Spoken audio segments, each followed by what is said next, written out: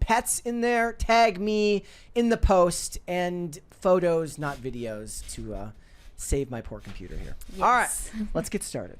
So yesterday we were discussing this absolutely insane opinion piece on MSNBC, which was accusing Sydney Sweeney of shifting the culture toward acceptance of whiteness.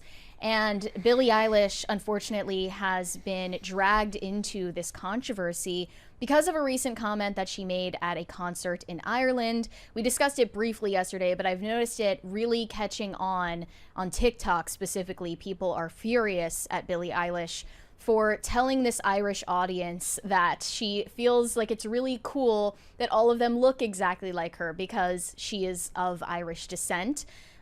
She goes by her stage name, but her actual last name is Baird O'Connell. Her parents are very Irish. Not that she was born there, she's from there, which she did clarify, but let's just show that video again for those of you who may have missed it yesterday. It's like the most Irish name I've ever heard in my entire life. Pretty close. Well, as you guys know, I'm Irish, so it's cool to be here.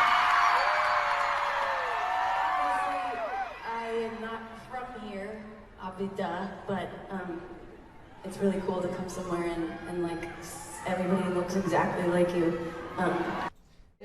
Yeah. End up in a Tom Clancy movie. She might as well just Zieg the Heil, right? Well, no. I mean, they're going to start making IRA ads with her in them. That's what they'll do. Well, I've learned since yesterday that she actually made similar comments at a concert in Ireland back in 2023 that didn't catch as much flack for some reason.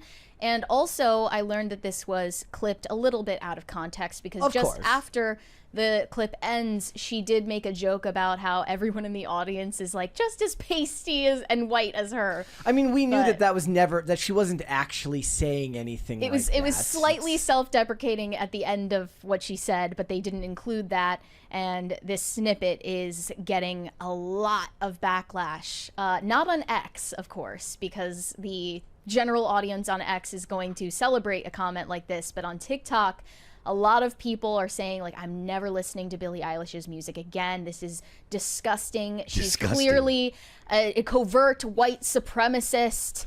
You know, like, she's just revealing what a racist she truly has been under the surface with a comment like this. She just looks into this sea of white faces, and she's just about ready to start a revolution. With Sydney Sweeney. With Sydney Sweeney. Yeah, so let's take a look at a couple of those rage TikToks from former fans.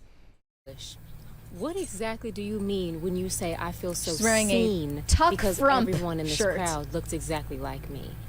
Huh?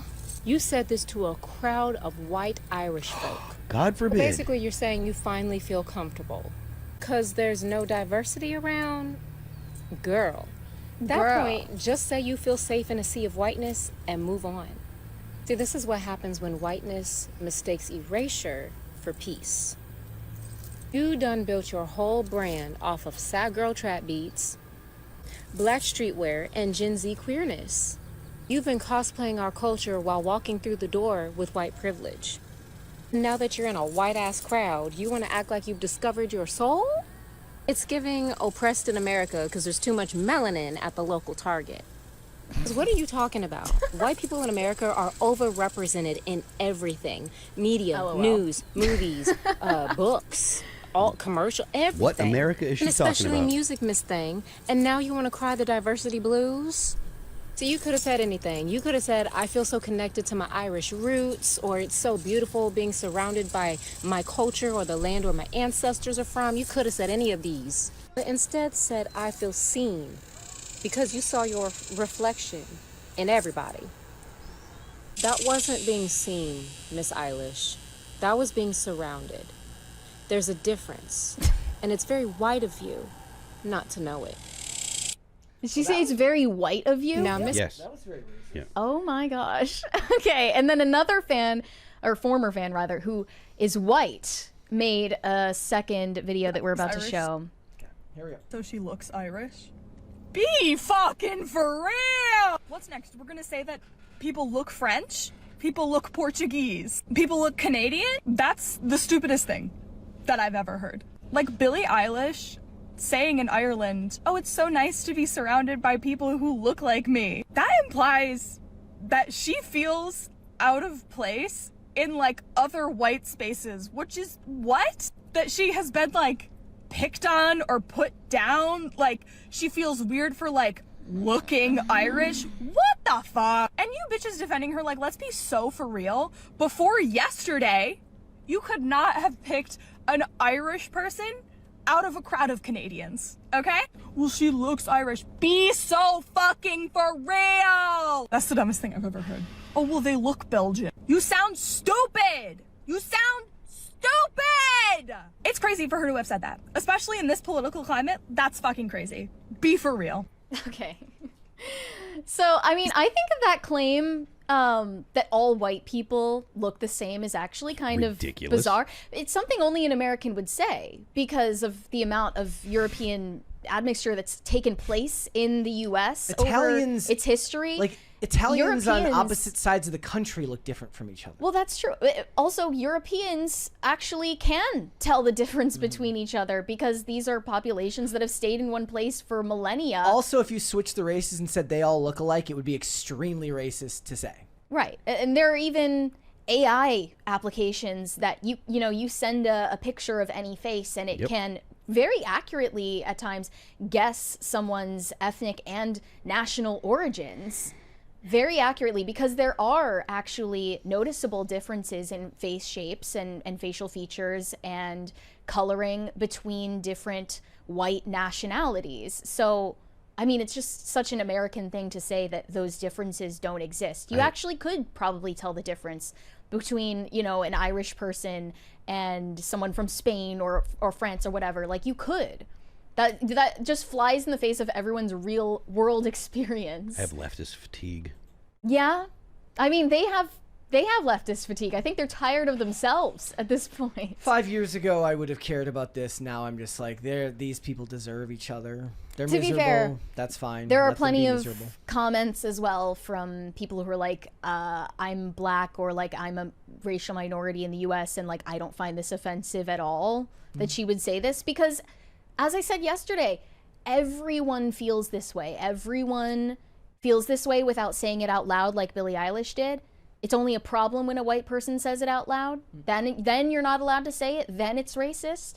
But everyone in the world feels the most comfortable and feels a sense of belonging around people who look like them and people who come from a similar culture to them.